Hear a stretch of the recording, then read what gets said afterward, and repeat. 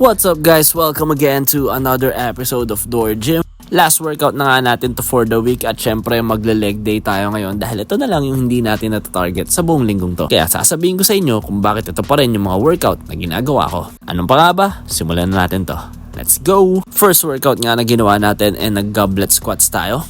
At ginawa natin yan for 10 reps and 4 sets. Maganda nga tong workout na to dahil matatarget niya agad yung quads, glutes at core na rin natin. And dahil nga nagme-maintain lang tayo ng legs natin, solid to para makip yung leg strength natin and leg size while reinforcing good form. Next workout naman natin, nag-deadlift din tayo.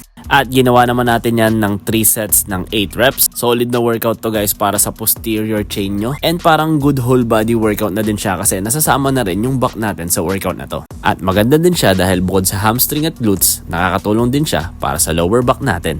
Next naman is nag-lunges din tayo.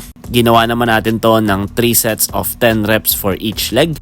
Magandang magsama ng single leg workout routine para ma-improve ang stability at ma-fix yung mga imbalances natin. And last workout naman natin para sa legs, nag-step up tayo ng weighted at ginawa natin yan ng 3 sets of 10 reps for each leg. Solid naman to para ma-build yung functional strength natin or athletic strength and knee stability with low joint stress. Next naman is nag-hanging leg raises naman tayo at ginawa natin yan ng 20 reps of 3 sets. Bukod sa matatarget natin dito yung lower abs natin, maganda din siya para sa visible ab development. And for our last workout for today, nag-Russian twist din tayo. At ginawa natin yan ng 3 sets ng 20 reps. Ginawa naman natin to para ma-build yung rotational strength natin and waist stability. And dyan na nga yung mga workout natin for today. At syempre kung kailangan nyo pa rin ng mga home gym equipment, check nyo lang yung showcase ko. Follow for more. Bye-bye!